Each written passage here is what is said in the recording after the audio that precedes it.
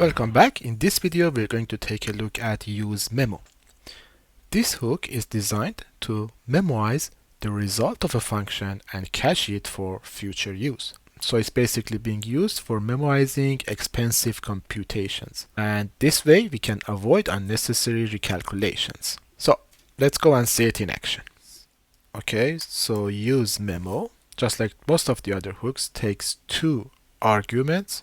The first one is a callback function that will be called, and the second one is the list of dependencies.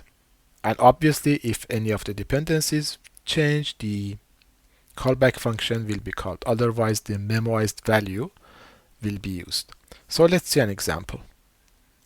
Suppose I have a very expensive calculation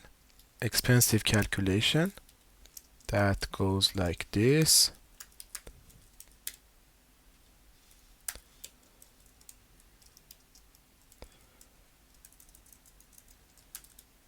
I'm just having a for loop with a huge number here, so it waits for some time. And here I would say log that function is executed,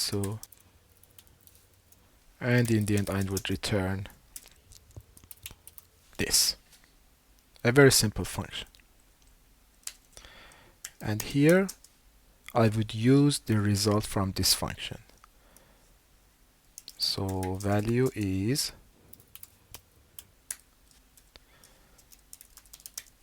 and I'm returning some JSX. Here I would have the value. To cover the re-render, let's say that we have a button that when clicked, a counter will be added. Set counter to counter +1. And of course I need to define it here.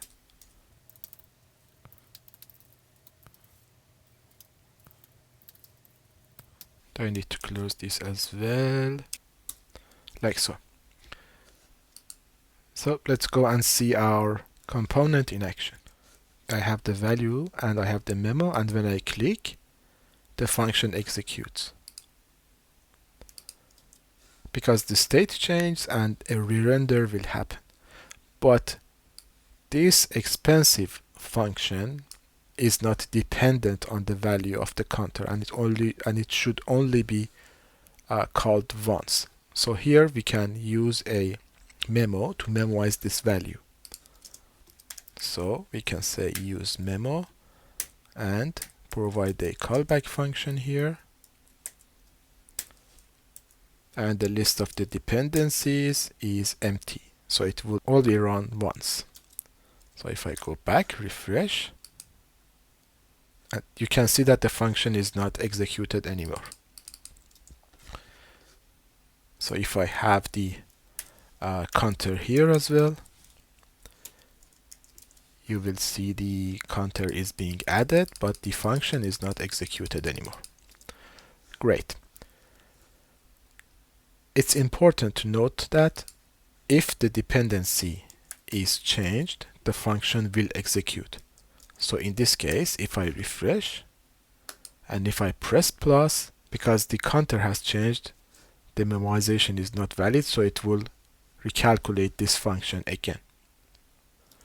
So yeah, this was about it for useMemo. In the next video I will talk about useCallback, which is something similar to useMemo.